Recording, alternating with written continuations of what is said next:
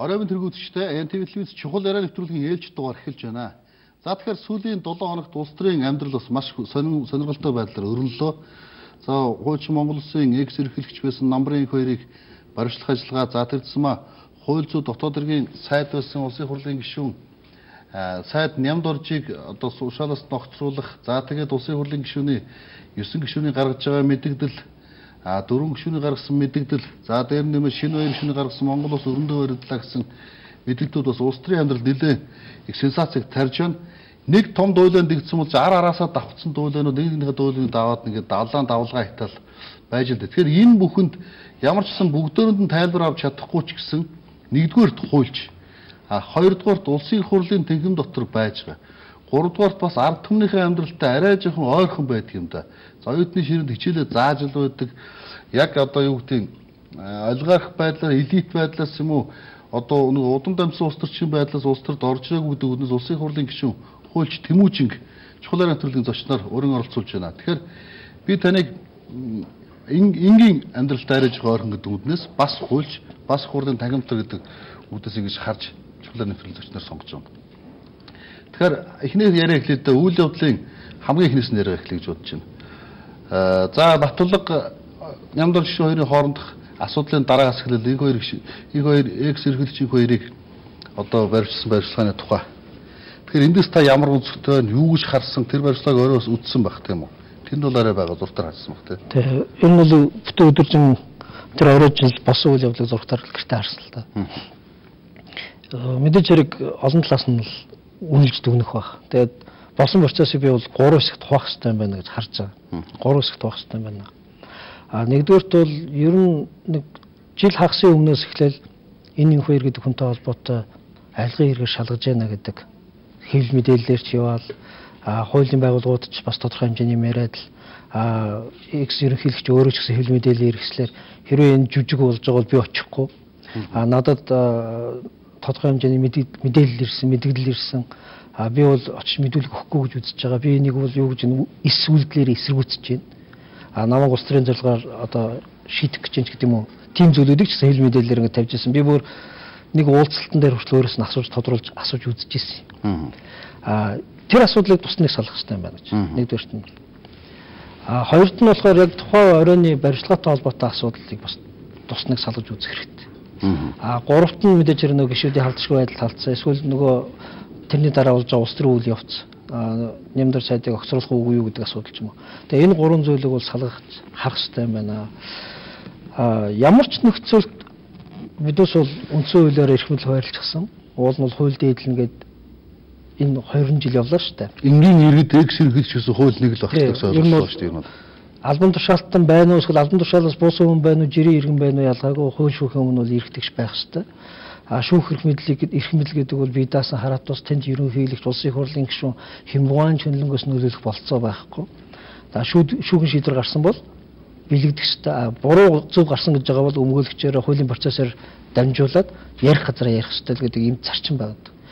Энэ үднээс нь харах юм бол ерөнхийлөгчийг 3 дахь ерөнхийлөгчийг баримтлах тэр шүүхэн шийдвэр гарчихсан баримтлах үйл ажиллагаа явагдаж байна. 10 удаа дуутахад ирээгүй, таныг тодорхой хэрэг шалгаж байна гэдэг энэ зүйлийг харах юм бол шүүхийн явуулж байгаа үйл ажиллагаа, шүүн таслах үйл ажиллагааны эсрэг гэмтэр гэдэг бүр эрээгүүлэр хүртэл хориотой байна л да. Явуулж байгаа үйл ажиллагаанд бол хүндэтгэлтэй хандах хэрэгтэй. Дуулцад бол хямдгаанч очиж мэдүүлгээ өгж явах хэрэгтэй. Энэ шүүх процесс хууль бус явж байна гэж байгаа бол процессын дагуу дахиад яг эрхээ хамгаалуулахаар дотор нь боломжоо ашиглах хэрэгтэй гэдэг нэг ийм зарчим байж байгаа. Тэгээ энэ зарчмаас нь хараад зүгээр би бол юу гэж бодож байсан гэхээр тухайд энэ хоёр гэдэг хүнтэй би яг бичлэлждэг нь уулзаж болцоогоор уулзалтан дээр хэлжсэн. Та бол ямар нөхцөлд ерөнхийлөгчөөр сонгогдоод эрх мэдэлтэй байхдаа Монгол улсад хууль тогтоомжийг биелүүлэх ёстой гэж хэлдэг. Ямар нөхцөлд хуулийг биелүүлэхгүй хууль над падлиг гэж хэлдэг юм бэ? Эн чинь бол хууль шүүхийн өмнө эрхтгч байх гэдэг энэ зарчмыг эвдээд байна. Энэ эсвэлдлээр эсэргүүцэн гэдэг чинь би сонгуульд орохгүй гэж бол хэлэх хүнд хэрэгтэй. Сая шүүхт дуудаж байхад би шүүхт очихгүй гэж хүн хэлэх хэрэг байхгүй. Ягаад гэвэл албадан авчирдаг тэр хуулийн механизмууд үйлчилж эхэлнэ. Таны энэ байр суурь чинь ерөөс ойлгохдохгүй байна гэж би хэлж ирсэн. Тэгээ манай нөхөр бол би нөгөө Гандигийн арга барилаар англичуудтай Ганди ямар зүйл аргаар эсэргүүцэж тэ эсвэлдлэр эсэргүүцэх байдлаар тэмцэжсэн би тийм тэмцлийн арга барилыг сонгож байна гэж хэлж ирсэн. Энэ тэмцлийн арга бол арчлын зарчим болохоос хуулийн зарчим биш ээ. Арчлыг бол хуульчилж болдог. Хуулийг бол арчилж болдог. Гэтэ сая бол шүүх хүч авилттай тэмцэх газар дуудсан гэж. Шүүхийн шийдвэр гарсан, шүүгчийн шийдвэр гарсан. Шүүхийн авилттай тэмцэх газрын явуулж байгаа үйл ажиллагаа тасалдуулаад байгаа учраас шүүн таслах үйл ажиллагаа гэдэг дотор хэрэг бүртгэл мөрдөн байцаалт цуг орж байгаа. Тийм учраас бол мөрдөн байцаагчийн үйл ажиллагаа, мөрдөн байцаалт үйл ажиллагаа тасалдуулаад байгаа учраас шүүхэд асуудал тавиад шүүгчийн шийдвэр гаргаад тэгээд тэр шийдвэрийн дагуу цагдаагийн байгууллага хөдлөөд прокурор хяналтайгээд явж байна л да. За энэ бол нэг асуудал. Хоёр дахь асуудал нь улсын хурлын гишүүнд хүртэл хэлж ийлээ л дээ. Улсын хурлын гишүүн халдшгүй байдалд халдлаа гэл. Эхлээд биднес улсын хурлын гишүүн халдшгүй байдлын тухай ярихгүй. Монгол улсын үндсэн хуулиар иргэний халдшгүй байдал, орон байрны халдшгүй байдал гэдэг ойлголт байд юм аа. Гишүүд нь халдшгүй, иргэд нь халдшгүй ирэхгүй тухай асуудал ерөөсөй байхгүй. Ямар нэгэн хууль хүчний байгууллага хууль ёсны гарсан шийдвэр, хууль ёсны журмаар л энэ халдшгүй байдалд халдах ёстой болохоос биш дураараа халдаж болохгүй. Тийм учраас саяны баримтлагын процесс өөрөө энэ журмууд болон энэ үйл явцыг зөрчнө үгүй юу гэдэг дээр асуудал хөндөгдөнө.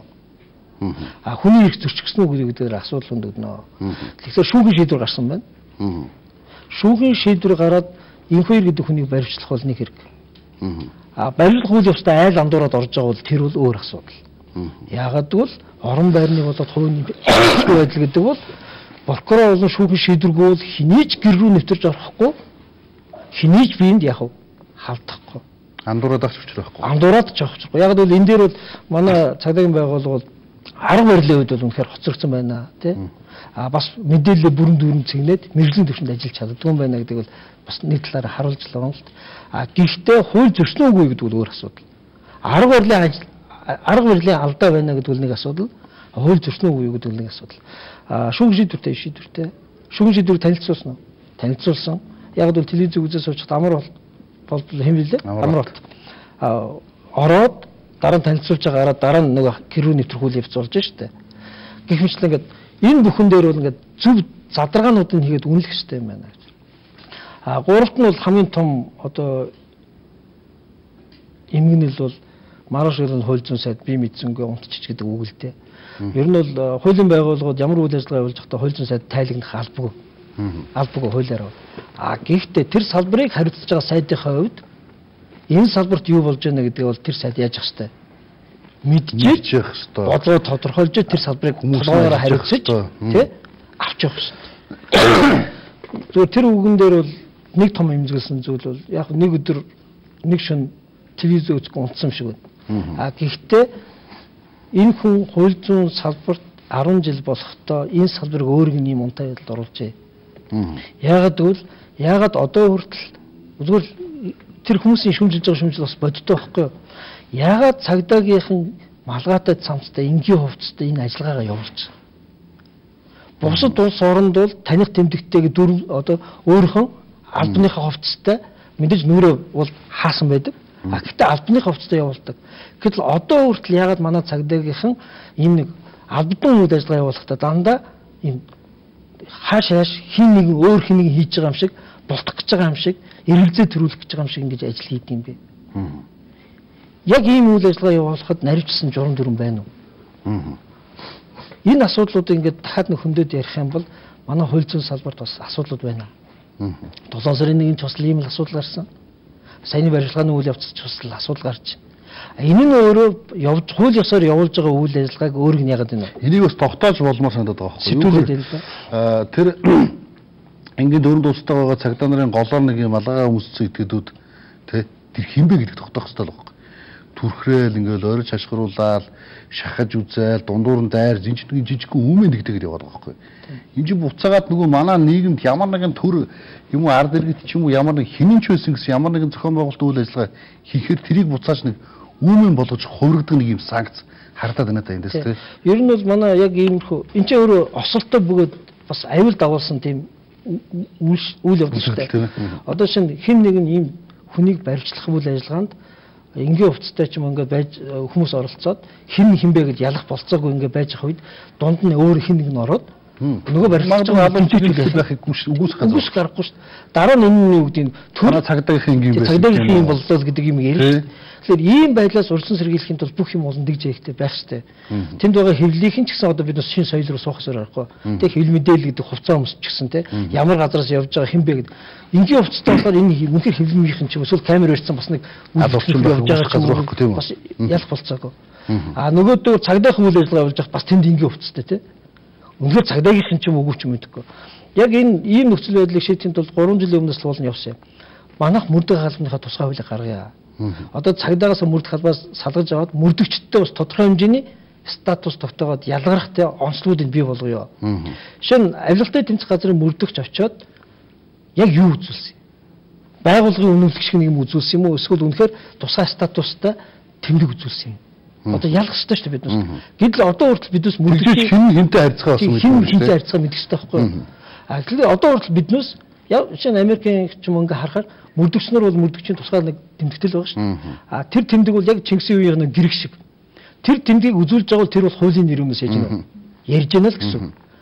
Тэрний өмнө хямбгоонч байсан хууль шүүхийн өмнөх хэрэгтэй хуулийн өмнө яг хүлээцтэй байх хэрэгтэй, хүндэтгэлтэй хандах хэрэгтэй гэдгээрээ нөгөө харилцах арга барил олох хэрэгтэй байхгүй юу? Гэтэл тэр ямар өмнөх үзүүлж байгаа. Зөвхөн нэг юм хавцнаас болоо буцаагаад авцсан юм уу? Ямар нэг бичгөөнд үзүүлэхгүй буугаараас сүрчинсэн юм уу? Яг юу бүгдийг тогтоох хэрэгтэй. Энэ бүгдийг тодорхой болгоод алдаа эндэгдэл байгаад засаад хариуцлага тооцох хэрэгтэй. Алдаа эндэгдэл байхгүй хуулийнхаа дагуу явж байгаа бол хуулийн дагуу шаардлагыг эсэргүүцсэн хүмүүст нь бас яах хэрэгтэй. Хариуцлага тооцох. Яг зөв. Тийм учраас энийг бид зөв заагалж ялгах хэрэгтэй. Тэгснээс биш энэ талд нь улс төржөөл хийрхэл энэ талд нь юу гэдэг нэг албаны хүүтэн хүндээ харьцаагаар ийм байх хэрэгтэй гэж тулгаал яваад байхгүй. Одоо бид бол арцсан нийгэмд орцсон асуудлыг ухаалгаар шийдэх болцоотой тийм цаг үед ирсэн. Тийм учраас бодиттой зүйлүүд нь юу болсон бэ гэдэг дээр нэгтлэх хэрэгтэй. Хууль ёсны дагуу байсан бол хүндэтгэл энийг хэн шалгаж тогтоох ёстой. Энд дээр мэдээж прокурор бол шалгалтаа хийх ёстой. Яг процессын хүрээнд бол улсын их хурал дээр бол нэг боломж байгаа. Тэр нь юу вэ гэхлээр үнэхээр гишүүний халдшгүй байдалд халдсан хэсгээр бол ажлын хэсэг байгуулах хэрэгтэй. Гэтэ хууль зүйн байнга оруулах. Одоо иргэний хөдөлгөөнүүд ч юм уу за ямар нэгэн байдлаар Монгол Ордын Өсөлт намын гишүүд ч юу гэдэг юм уу иймэрхүү байдал бид нар орой зургатаар ингээд ажиллаж байхад ч гэсэн цагдаа их таарч юм л да. Цагдаа гэдэг маань ууг нь манайхны 7 сарын 1-ээс хойшилдаг ерөөдөө цагдаа гэхэр энэ нэг юм хөрөө үйлчлэлтэй энэ хоёрын оронд иргэн хоёрын оронд энэ бол зөрчлийг хэлж би ойлгоод байна. Тэгэхээр цагдааруудад яагаад авилгатай тэмцэх газар барьжлах гэж байсан тийм үү? Яагаад авилгатай тэмцэх газрууд барихгүй вэ? Шүүхээс тогтоол гарсан ч юм уу прокурорч юм гарсан байж бол яагаад тэрлүүд барихгүй вэ? Яагаад зөвхөн тэр үүрэг гүйцэтгэсэн цагдаарууд бариад байна гэдэг бас нэг асуудал гарахад манад нэг ийм тушаал болгоны нэг ийм ажил болгоны дараа цагдаар бол нэг ингэ дайрдаг атакалдаг. 7 сарын 1 бол яг энэ хоёрыг бол шууд чиж болохгүй. Энэ бол шүүхийн шийдвэр гарчихсан.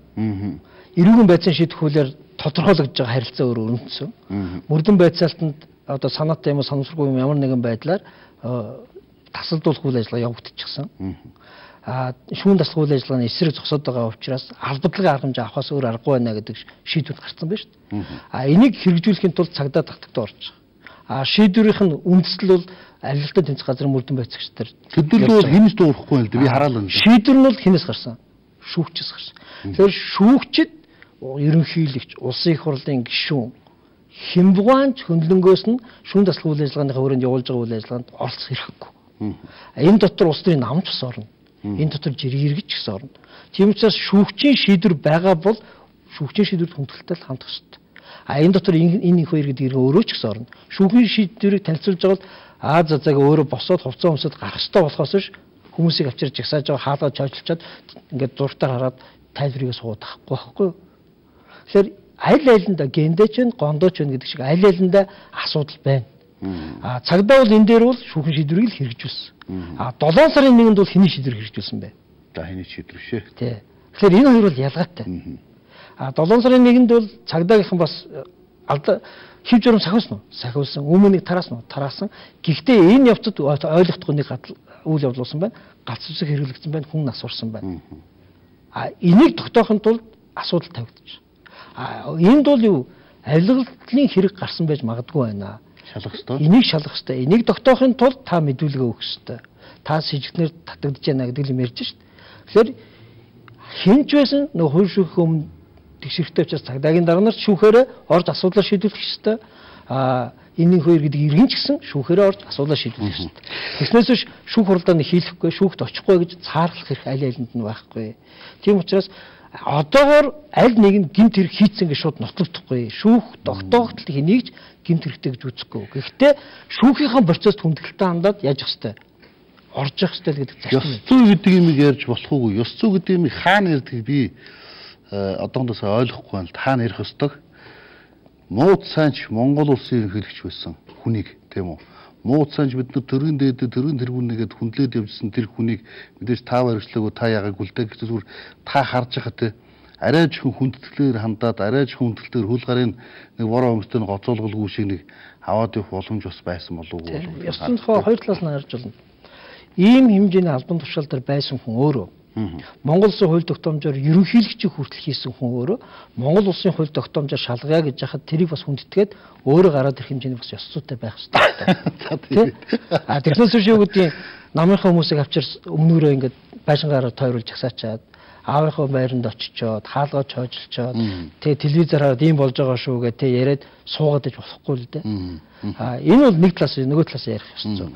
Нөгөө талаас хуулийн байгууллагууд те ийм хэмжээний хүнтэй те урьдчилан шүүхийнхаа те би одоо болцос ямар болсон мэдэхгүй байна. Тэд нар шүүхийнхаа одоо бичиг бол танилцуулсан гэж ярьж илээ. Гэтэ тэр нь илүү тодорхой те ойлгомжтой.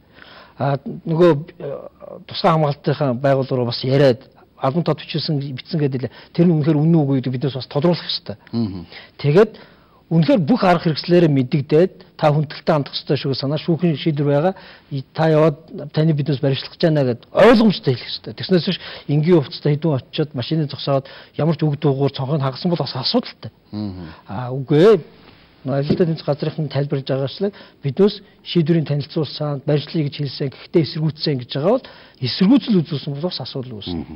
Үдштэй охин чухал арийн нэвтрүүлгийг хүлээн авч үзэж байна. Чухал арийн нэвтрүүлгээр улсын их хурлын гишүүн хуульч Тэмүүжин оролцож байна.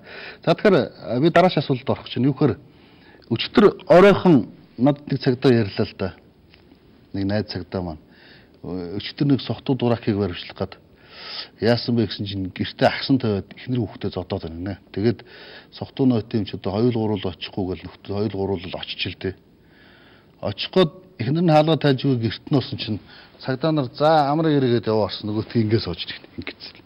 Цагдаа нар л нэг юм модел гэж байна да. Тэгэхээр одоо бидэнд нэг асуудал тулгарч байгаа. Хууль ёсны үйл ажиллагаа явуулж байгаа. Тэгээ хууль ёсны шаардлага тавьж байгаа бол тэр шаардлагыг эсэргүүцэх гэдэг дотор ямар үйлдэл багч яана гэдэг аюулсаа харах хэрэгтэй. Тэрний сүүл дээр л ирж болно, идэвхтэй үйл дээр л ирж болно, бүр тэ зодон тэмцлэрч илэрч болно. Тэгээд зүгээр одоо нөхцөл байдлыг дахиад нэг сайн тодруулах хэрэгтэй. Үнэхээр шийдвэр гарчихсан. Албан шүүхийн шийдвэр хэрэгжүүлэх гэж байгаа процесс явагдаж байгаа. Тэр процесс нь эрүүн байцааны шийдвэрлэлээр тодорхойлогдож байгаа ийм орон зай дотор хэн нэгэн улсын их хурлын гишүүн ороод зохимжгүй байдлаар тий өөрийнхөө санаа бодлыг илэрхийлээ сууж байгаа бол энэ бол үнэхээр том алдаа. Үнэхээр том алдаа. Энэ бол шүүхийн шийдвэрийг эсрүүцчих гэсэн үг шүү дээ. Одоо инхвэр гэдэг Монгол Улсын ерөнхийлөгчтэй холбоотой энэ улс төртэй ойлцсон үзэгдлээс ангид үзэлт хэн нэгэн найз нь одоо авилгын юм өсгөл нэг залдингийн хэрэгт холбогдчихсон. Тэгээд тэр хүнийг баримтлах гээд яг одоо шүүх шийдвэрийг үл тоомсорлоод дуутахад нь ирэхгүй болохоор цагдаагийнхаа ирээ баримтлах гээд ирсэн чинь гэрт нь улсын их хурлын гишүүн сууж тааралдаад тэгээ орж ирж байгаа цагдаагийн өөдөө салааж үзүүлээ сууж байвал яах вэ? Энэ нийгмийн хувьд бол ёс зүйн маш муу үнэлгээгээс гадна энэ юу болж хувирах вэ гэхээр нөгөө талдаа улсын их хурлын гишүүн халдшгүй байдлаа хэн нэгэнд ашиглуулж оролдож байна гэдэг зүйл рүү явна. Гадны жишгээр бол шал өөр юм болж байна. Гадны жишгээр бол энэ олж оролцсон гэдэг. Парламентын гишүүдийн тангар өрхөд бол үндсэн хууль захирагдана гэдэг тэр тангар дотор нэг юу байдаг вэ гэхээр ард түмнээс авсан бүрэн эрхээ халдшгүй байдлаа.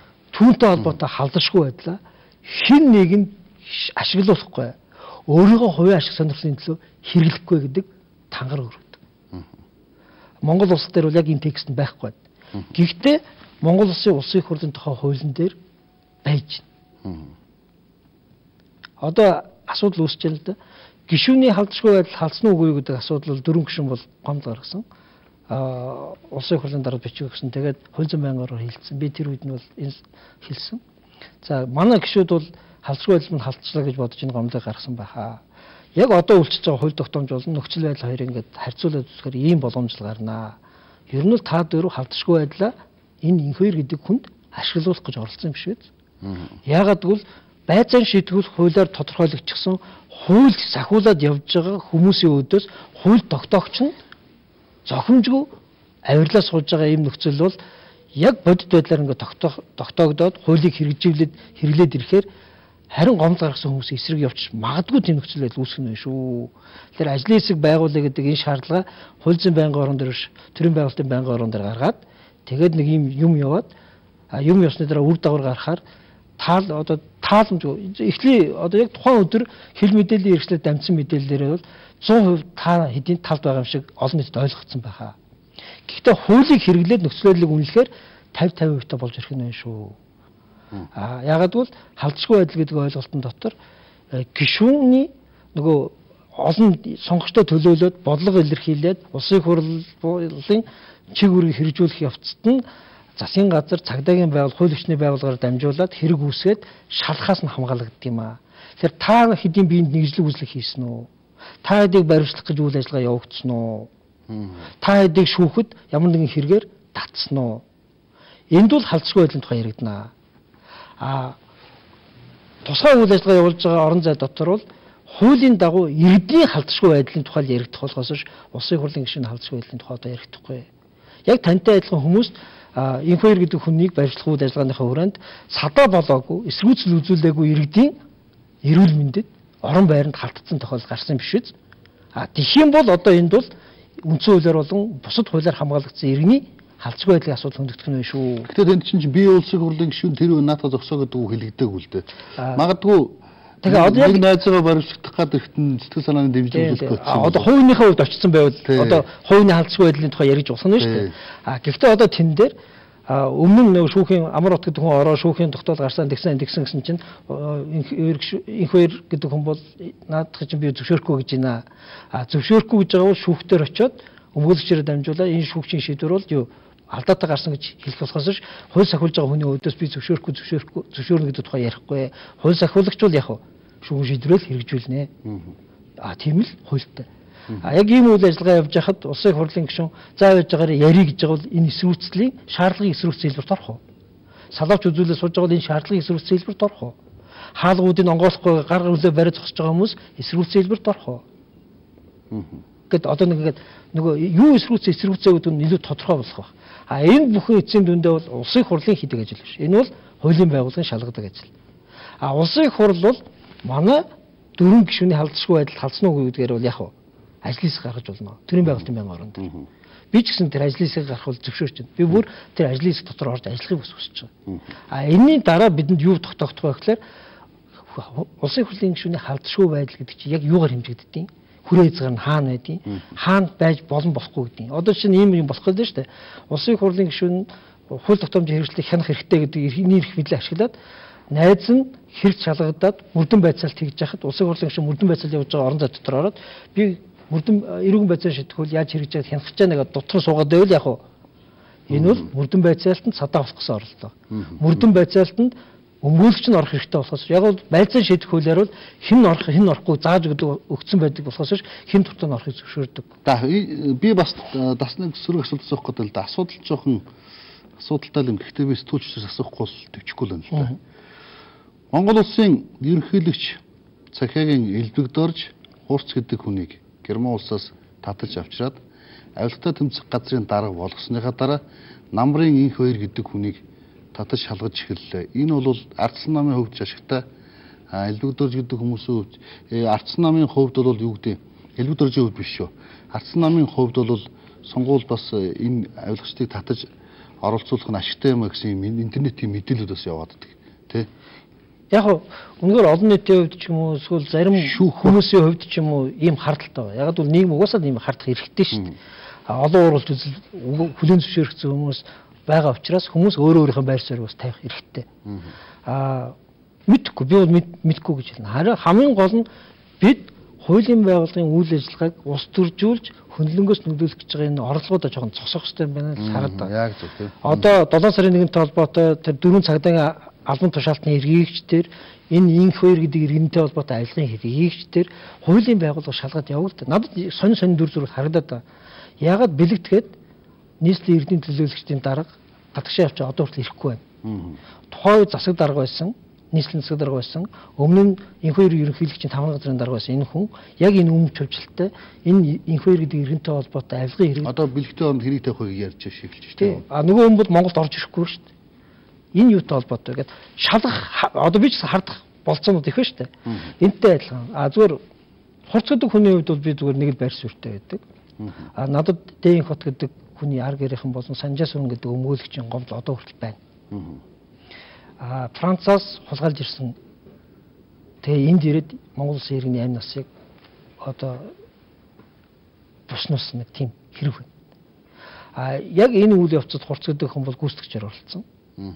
Яг нөгөө 7 сарын 1-нд галц бууд бариад иргэдийг бууцсан цагдаа нартай адилхан. Би яг энд бас зарчим нэг байна. Буу бариад иргэдийг бууцсан цагдаа Францаас иргэнийг хулгайлж ирсэн хурц хоёр бол хоёулаа гүйцэтгэгч. Тушаал өгсөн хүмүүс нь хий. Тушаал өгсөн хүмүүс нь гол нь. Тэр хүмүүс хариуцлага хүлээх ёстой болохоос ш тушаал биелүүлсэн хүмүүс нь хариуцлага хүлээж болохгүй. Яг зөв. Гэхдээ тушаал өгсөн хүнийг илрүүлэхийн тулд энэ 7 цагдаач байна уу? Тэ? Тэр хурцч байна уу? Шүүхэд үннийг яах ёстой? Мэдүүлэх ёстой. Яг энтэй адилхан бас инх хоёр бий гэж харж байгаа. Инх хоёр бол авилгын тодорхойлолт шалгаж байна. Гэхдээ миний нэг хатуу итгэл өмшөл буусан албан тушаалтнаас илүүтэйгээр буугаагүй албан тушаалтны авилга бол энэ улс оронд хохиролтой. Инх хоёр гэдэг хүний өнөөдөр энэ буруутж байгаа авилгын хэрэгт буруутж байгаа тэр зүйлүүд бол өнөөдөр албан тушаалтаар байгаа хүмүүсийн эсвэл тухайн үед өөр албан тушаал дээр байсан хүмүүсийн идэж уусны дэргэд бол жижигхэн байж магадгүй. Инх хоёр өөрөө хэлж ирсэн. Нэг уулзалтанд би түрүүний уулзалтын тухай ярьж шүү дээ. Хөрөлсөх гэдэг хүн орж ирээд нэг хүнийг албан тушаал дээр тавих гуйсан юм аа. Тэр хүнийг нь би албан тушаал дээр тавьж өгсөн. Гуйлд нь юу байсан гэхээр манай нам мөнгөтэй болох хэрэгтэй байна гэсэн гуйлд байсан юм аа. Сонгуульд ялд байгалахын тулд манай нам мөнгөтэй болох хэрэгтэй байна гэж. Тэгээ тэр хүнийг би албан тушаал дээр тавьсан. Тэр нь кадастрын албаны дарга болсон юм билээ л Хэрлэн гэдэг залуу. Тэгээд тэр бол үүргээ гүйцэтгсэн гэж байгаа юм. Өөрөөр хэлбэл инх хоёр бол албан тушаалын зөв бус томилгоо хийсэн. Гэхдээ Хэрлэн гэдэг хүн кадастрын албанд байхдаа бол тэр намдаа хэдэн сая өгсөн мэдэхгүй.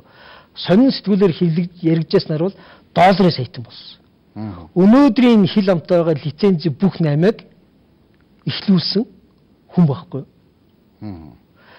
Энэ үйлдэлээ хийхний төлөө инх хоёр бол гэрч болох ёстой. Тэгэхээр би бол инх хоёрыг авилгын хэрэгт буруутгахаас илүүтэйгээр инх хоёр маш олон том аалзны тэр торны сүлжээг задлах үйлдэлийн гэрч болж байгаа юм. Тэр гэрчийн хувьд хорлогдчихгүй гэж би чинь айж байгаа. Тэгснээс биш би зүгээр улс төрд иргэн орох гэж байгаа хүний тухай ярих гэж байгаа юм биш. Маш олон албан тушаалын 8, маш олон авилгын хэрэг, маш олон төсвийн хулгайг гэрчилж чадах хүн байхгүй. Энэ үнийг хорлогдчихъя гэж болгоомжлж. Гудамжинд явснаас илүүтэйгээр магадгүй юу гэдэг баг тэндээ байсан. Хуулийн байгууллагын хяналтанд ор тэндээ байсан аюулгүй байж магадгүй. Энэ хүнийг тэнд орсны төлөө ямар олон улс төр сандарч байгаа гэж бодож байна. Ямар олон хүмүүс бужигнж байгаа гэж бодож байна. За нөгөөд чи хамаг юм ярьчих вэ гэж. Би инх хоёр гэдэг хүн тэр муу мухай олон зүйлүүдийг хэлэх юм бол харин иммунитет бий нэг халдшгүй байдлыг өөсө гэж бодож байгаа. Инх хоёрыг шорон суулгаж яах юм бэ? Харин аалзны энэ хэрцэн байгаа муухай торыг бид задлах л зорилго шүү дээ. Тэгэхээр би бол инх хоёр гэдэг хүн үнэ хэлээсэй гэж бодож. Шүүхээс зутах биш. Очиж хэлэхгүй гэж адгах биш. 10 дуудаа дуудаж яхад над хамаагүй гэж хуулиас тойрч гүйх биш. Харин яг Хэрлэн тэр нэг уулзалтан дээр Хэрлэнгийн тухай ярьж ирсэн шиг олон сүв атуулдын тухай ч юм уу. Энэ нэмдэржийн тухай ч юм уу. Тэ өөр хэн байгаа. Маш олон хүнийг мэдж байгаа тэр хүн. Тэр мэдж байгаа зүйлээ хэлээд Монгол улсын зүгээр авилгын хар дэвтрээ хийчихээ. Төрөнд 2.5 санах юм уу? Одоо 2 жил хагас өмнө хэлж ирсэн. Монгол улсанд инх хоёр гэдэг хүний хийх маш том хувь нэмэр бол авилгын хар дэвтрийг л хийх хэрэгтэй байна. Яаж хүмүүс бэлдуучилдаг инх хоёр өөр хэлсэн шүү дээ. Миний бүсийг долоож ирсэн хүмүүс өнөөдөр миний дээрс нулимж байна гэж. Тэр 7 жах үеийнх нь бүх түүхийг он сартай огноотой те нэр устай те хэмжигдэж байгаа мөнгөнд үнэтэй бичсэн нэг тийм ном хийх юм бол тэр бол авилгалтай тэмцэх газар Монгол улсад авилгалтай тэмцэх маш сайн гарын авлага болно. Ингээд авилгалын асуудлыг ерөнхийдөө зөвшөөрсөн. Эннийхэн төлөө Оросууд Ельцинд халдшгүй байдал олгож ирсэн шиг. Намрын их хоёрт халдшгүй. Намрын их хоёрт халдшгүй ирэх болж байна шүү дээ. Намрын их хоёр бол одоо халдшгүй ирэхгүй. Одоо төрийн тусгай хамгаалтанд л байгаа. Төрийн тусгай хамгаалт гэдэг бол гэмт хэрэгтнээс инх хоёрыг хамгаалах зориулсан болохоос шүүхээс хамгаалах зориулдаг. Халдшгүй байдал гэдэг бол шүүхээс хамгаалах зориулж байгаа. Тийм учраас инх хоёрыг өмнө нь үйлдсэн хэрэгтэй холбоо дахиж шүүх дуудахгүй. Гэрч хамгаалах анхны системийг тогтооё л. Гэрч хамгаалах. Авилгын том хэрэгүүдийг гэрчилж байгаагийн хувьд инх хоёрт халдшгүй байдал тогтооё. Инх хоёрыг өмнө хийсэн буруутай зүйл байсан ч байгаа ч мэдэхгүй л одоо шүүх тогтоодог. Цайруулчих. Гоё санаа тий. Уул нэнийг хийчий гэж бодсон. Гэхдээ 2.5 жилийн өмнө хэлсэн санааг юм хинч дэмжээгүй л дээ. Би инх хоёр гэдэг нь өөртөө тэхгүй хат. Тий өөрт нь би бас санал болгож хэлсэн. Ингүүл яах вэ гэсэн чинь бууралж ялээ. Бууралж ялээ. Ягаад гэвэл өөрийгөө бол юу гэдэг одоо огт буруу үйл хийгээгүй л гэж итгэл мөртөө үзэж байгаа юм байл. Зүгээр би бол зүгээр хардж штэ бас тий. Ягаад гэвэл Аалзны тор 1 2 3-ын нийтлүүд дээр тий Хотод хөгжлийн банкны хувьчлаас ахуулаад маш олон зүйлтэй нэр нь холбогдоод тэгээ би бол зүгээргүй яг л зүгээр тэр хэвлэнгийн тухай ярихад албан тушаалын томилгоонд ямар том гэмт хэрэг вэ гэдгийг харуулж байгаа байхгүй юу? За ингээд арын нэвтрүүлэг тулаад чухал нэвтрүүлэг өндөрлж байна. Өдөртөө охиныг чухал нэвтрүүлэг хүлээн авч үзсэнд баярлалаа. Таны цааш ажил өндөр амжилт хүсье. За баярлалаа.